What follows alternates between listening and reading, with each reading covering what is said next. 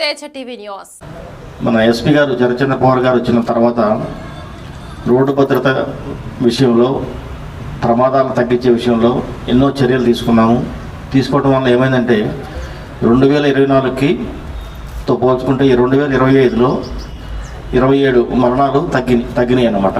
దానికి ఇదంతా కూడా మన పోలీస్ స్టేషన్లో ఎస్ఐలు, సిఐలు, డిఎస్పీలకు కృషి అన్నమాట. మన స్టాఫ్ అందరికి ప్రతి ఒక్కరికి కూడా అవేర్నెస్ ప్రోగ్రామ్ కండక్ట్ చేస్తున్నాము. మనం హైవే మీద పోయేటప్పుడు మెయిన్ ట్రాక్లోకి 2 వీలర్ పోతారు, ఆటోలు పోతారు. మెయిన్ ట్రాక్ అనేది ఫాస్ట్ మూవింగ్ వెహికల్కి పోవాలి. మరి మన వాళ్ళు అజాగ్రత్తగా మెయిన్ ట్రాక్లోకి వెళ్తారు, మళ్ళీ లెఫ్ట్ సైడ్కి వచ్చేస్తారు సడన్గా. ఆ కన్ఫ్యూజ్లో యాక్సిడెంట్లు అయిపోతున్నాయి. అదేవిధంగా పోతా సడన్గా స్లో చేస్తారు. సడన్గా స్లో చేయటం వల్ల 2 వీలర్ పోతా సడన్గా స్లో చేయటం వల్ల వెనక నుంచి మన డీసీఎం కొట్టింది, ఒక పోలీస్ ఆఫీసర్ చనిపోయారు దాంట్లో. అదేవిధంగా ఏదో బండిలో కానీ వెహికల్లో కానీ పిల్లలు ఉంటారు, వాళ్ళు ఏదైనా యూరినల్ కానీ నేచురల్ కాల్ కానీ ఏదైనా అవసరం అని చెప్తారు. వాళ్ళు ఆపమనగానే మన డ్రైవర్ ఏం చేస్తారు, ఇమీడియట్గా రోడ్డు మీదే బండి ఆపుతారు. రోడ్డు మీద ఎట్టి పరిస్థితుల్లో బండి ఆపొద్దు. మనకి రోడ్డు లెఫ్ట్ సైడ్ మనకి కంపల్సరీ ఫుట్పాత్ ఉంటుంది, మనం ఫుట్పాత్ మీద దిగాలి. ఇంకోటి బండి ఆగిన తర్వాత ఆ డోర్లు తీసేటప్పుడు కూడా కొంచెం చూడాలి. రైట్ సైడ్ డోర్ ఓపెన్ చేసేటప్పుడు, డ్రైవర్ డోర్ ఓపెన్ చేసేటప్పుడు కానీ, లెఫ్ట్ సైడ్ ఓపెన్ చేసేటప్పుడు కానీ ఎవరైనా వస్తున్నారా, మన వెనకాల ఎవరైనా వస్తున్నారా అది చూసుకున్న తర్వాత డోర్ ఓపెన్ చేసేటప్పుడు మనం కొంచెం చూసి డోర్ ఓపెన్ చేయాలి. అదేవిధంగా ఈ ఒక్కొక్కసారి వర్షాకాలంలో రోడ్డు మీద నీళ్ళు ఉన్నప్పుడు టైర్కి గ్రిప్ ఉండదు. అక్కడక్కడ రోడ్ల మీద కొంచెం గుంతలు ఉంటాయి. ఆ గుంతల మీద వాటర్ నిలబడి ఉంటాయి. ఈ టైర్ గ్రిప్ రోడ్డు మీద ఉన్నంత గ్రిప్ నీళ్ళలో ఉండదు. ఆ నీళ్ళ వలన ఇమీడియట్ ఏముందంటే లెఫ్ట్ సైడ్కు రైట్ సైడ్కు బండి లాగేస్తుంది అనమాట. ఆ విధంగా చాలా యాక్సిడెంట్లు జరిగినాయి. అదేవిధంగా మంచు కురిసే ప్రాంతం, ఎర్లీ మార్నింగ్ అవర్స్లో మంచు కురుస్తూ ఉంటుంది. అది కాక 4-5 ప్రాంతంలో డ్రైవరు బాగా శ్రమ, అంటే 4-5 గంటలు నడిపిన తర్వాత డ్రైవర్కి కొంచెం రెస్ట్ కావాలి.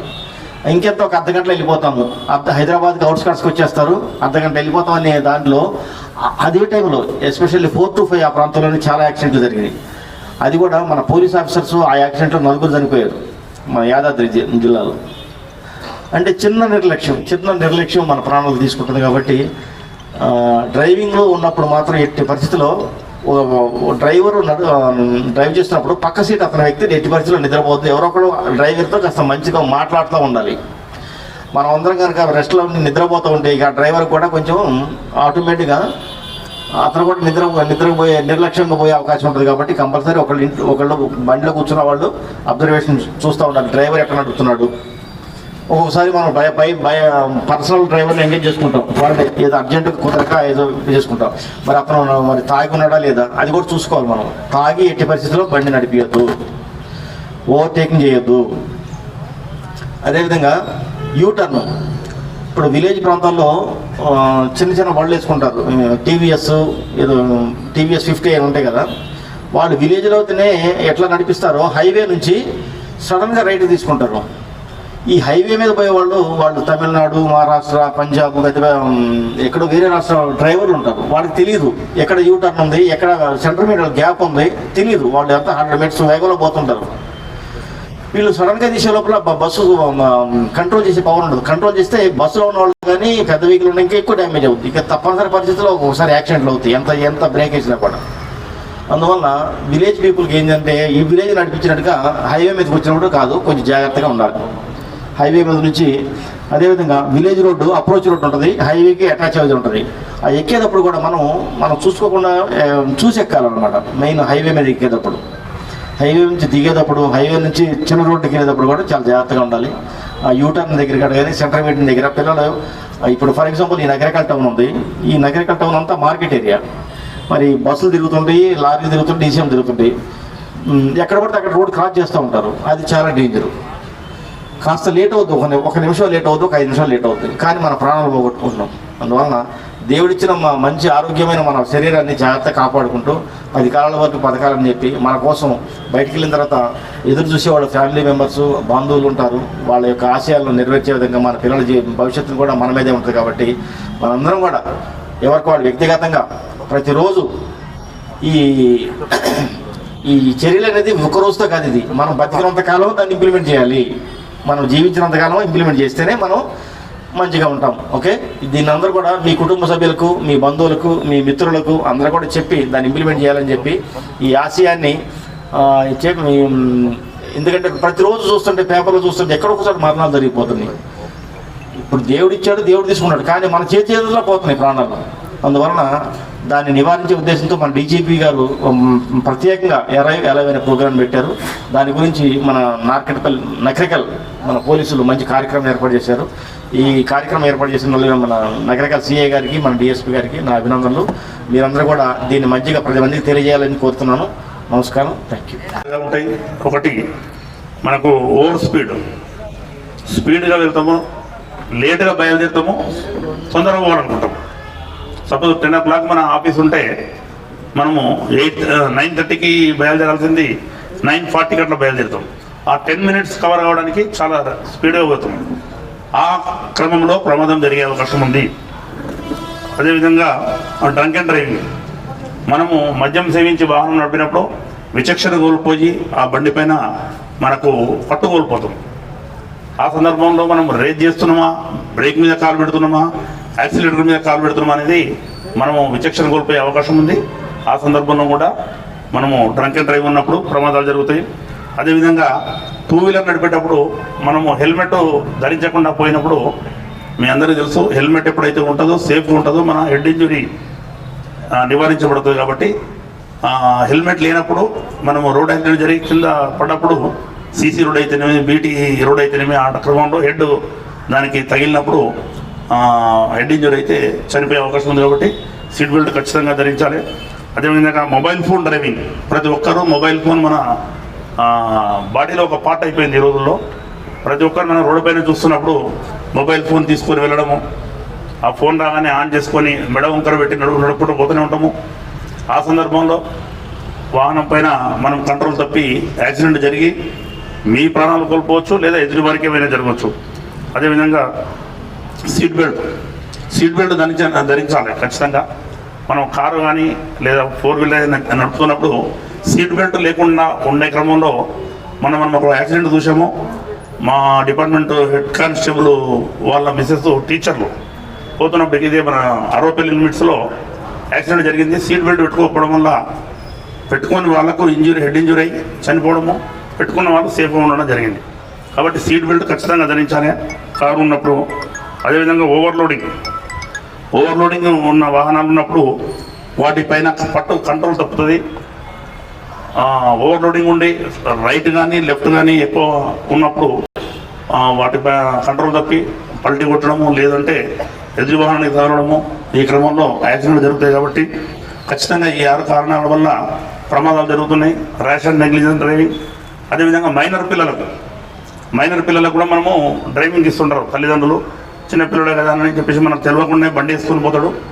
ఆ మైనర్ పిల్లలు వాహనాలు నడిపినప్పుడు ట్రిపుల్ రైడింగ్ పోతుంటారు.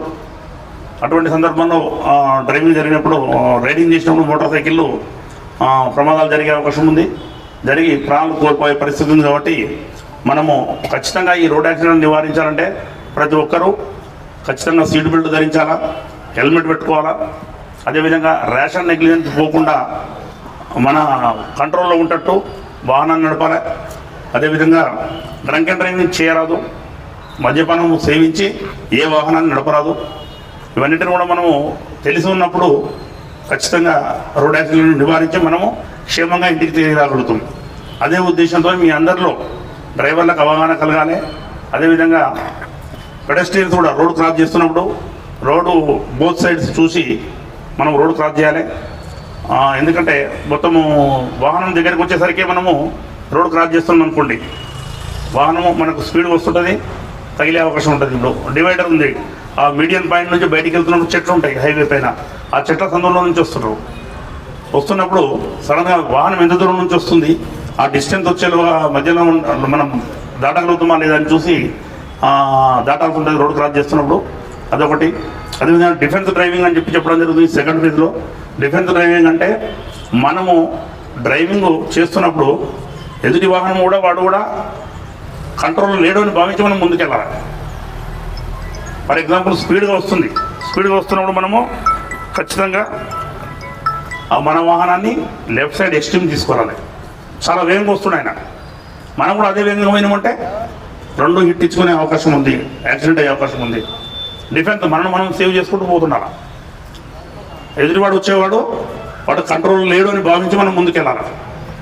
ఇప్పటిదాకా నేను చెప్పాను, మీడియన్ పాయింట్ నుంచి ఒక లేడీ బయట దిగుతుంది, వాటర్ పట్టుకొని వెళ్తుంది చెట్లకి వెళ్ళి. దూరం నుంచే కనిపెట్టాలి మనం, ఆ బుషెస్ నుంచి ఎవరైనా వెళ్తే ఎట్లా అని చెప్పేసి ముందు నుంచే మనకు విజిబిలిటీ ఉండాలి.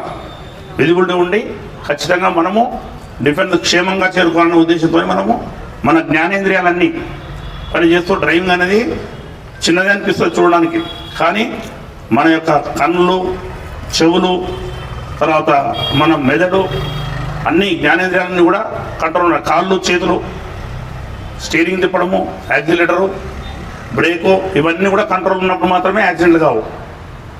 ఎవరైనా సడన్ బ్రేక్ మనం 50 ఫీట్ల దూరం ఉండాలి అసలు యాక్చువల్గా రూల్ ప్రకారం ఉండము. దగ్గరగా బంపర్ టు బంపర్ పోతుంటుంది హైవే పైన, ఒకదానికి తగిలిందంటే 4 బండ్లు హిట్టించుకుంటున్నాయి. మేము చూస్తాం రోడ్ల పైన, చిట్యాల, నాగరబెల్లో ట్రాఫిక్ జామ్ ఒకటి గుద్దుకుంటే 4 బండ్లు డ్యామేజ్ అవుతున్నాయి.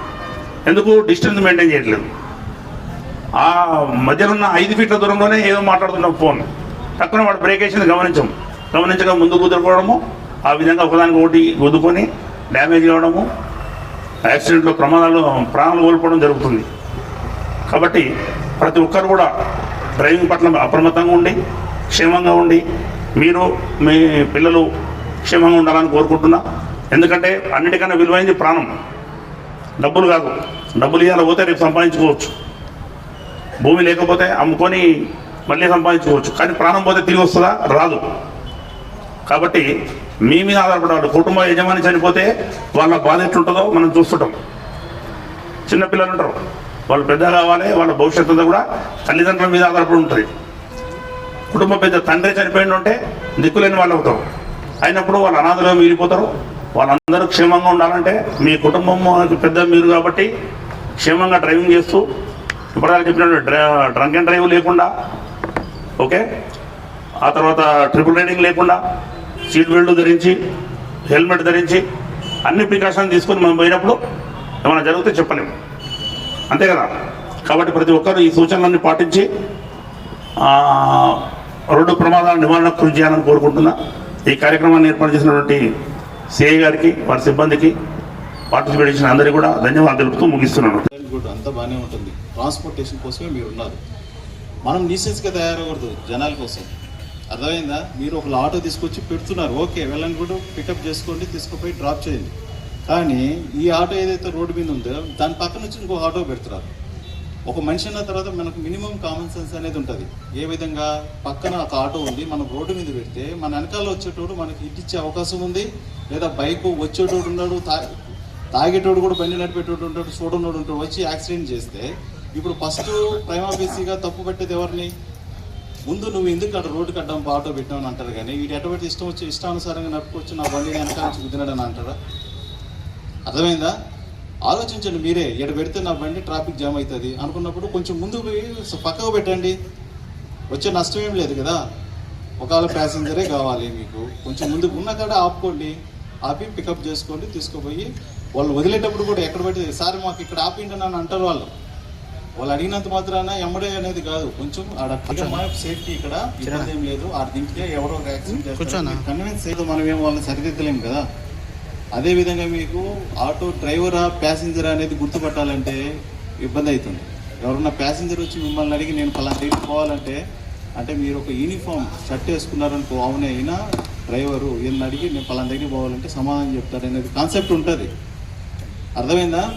పక్కా మీరు యూనిఫామ్ ఒకటి షర్ట్ వేసుకోండి, మీ డాక్యుమెంటేషన్ అనేది కూడా పర్ఫెక్ట్గా ఉండాలి. ఇంకోటి ఈకో బండికి సంబంధించిన వాళ్ళు వచ్చినారు ఇక్కడికి, నేను పదే చెప్తున్నాను, మీరు ఇక్కడ నుంచి లాంగ్ జర్నీ కోసం ట్రావెల్ ఎవరైతే అవుతున్నారో వాళ్ళని ఇక్కడ పికప్ చేసుకుంటున్నారు, దాన్ని కూడా కాదంటం లేదు, తీసుకోవచ్చు. మీరు పెట్టేది ఎక్కడ పెడుతున్నారంటే సెంటర్లో రోడ్డు మీద పెడుతున్నారు. నేను వచ్చినప్పుడల్లా ఆర్సీఆర్ నుంచి పంపిస్తూనే ఉన్నా. నేను ఆడ పైన రోడ్ని బ్లాక్ చేసిన వాళ్ళ మీద రాంగ్ పార్కింగ్ మీద 1000 రూపీస్ ఫైన్ ఉంటుంది. అది వేయటం స్టార్ట్ చేసినానంటే మీరు ఆడ బండి కాదు తీసుకొచ్చి కోర్టులో కూడా డిపాజిట్ చేసే అవకాశం ఉంటుంది.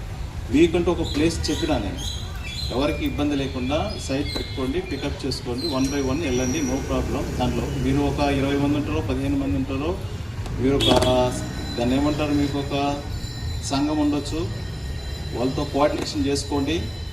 ఆడ ఇబ్బంది లేకుండా జనాలకి వచ్చే బస్సులు ఏదైతే ఉందో అదే టర్నింగ్ పాయింట్. అది మనకి main important circle Indira Gandhi centre, అదే అటో 100 మీటర్లు ఇటో 100 మీటర్ల వరకే ఉంటుంది. దాన్నే మీరు బ్లాక్ చేస్తే ఇబ్బంది అవుతుంది. మీకు ఏదైనా ప్రాబ్లం ఉంటే వచ్చి డిస్కషన్ చేయండి. సార్ మాకు ఈ ప్రాబ్లం ఉంది సార్, ఆడ పెట్టుకోవడానికి ఇబ్బందిగా ఉంది, లేదు సార్ పలానా దగ్గర నాకు ఖాళీ ఉంది, ఆడ ఏదైనా ఉంటే కొంచెం వెసులుబాటు చేయండి అంటే దానికి సంబంధించిన కన్సర్న్ ఆఫీసర్ని పిలిపించుకుంటాం, మాట్లాడతాం, ఆ ఫెసిలిటేట్ ఏదైందో అది చూసుకుందాం, ఆడ పెట్టుకోండి. ఫస్ట్ ఒక 2 రోజులు వాళ్ళు మీకు అలవాటు అయ్యేంత వరకు ప్యాసింజర్స్ తక్కువే ఉంటారు. తర్వాత అలవాటు అయినట్టు ఆటోమేటిక్ వచ్చి బస్ స్టేషన్ కాడ బస్సు కాడ ఎట్టెక్కుతారో, మీ దారి దూరం పోయేటోడు, హైదరాబాద్ పోయేటోడు, సూర్యాపేట పోయేటోడు, కోదాడ పోయేటోడు, దారి దూరం పోయేటోడు మీ బండ్లు ఎక్కుతారు. అక్కడికి వచ్చి ఇక్కడి నుంచి బండ్లు ఉంటాయి, ఇక్కడి నుంచి వెళ్ళడానికి ఫాస్ట్గా వెళ్ళడానికి అవకాశం ఉందని అనుకుని వస్తారు. అలవాటు పడేదాకా మీరు అలవాటు చేయాలి. అంతే వాళ్ళ దగ్గరికి మీరు పోతానని అంటే కష్టం కదా, ఆడ పెడితే ఆడ బండ్లు పెట్టుకోవడం. ఓకేనా? ఓకే.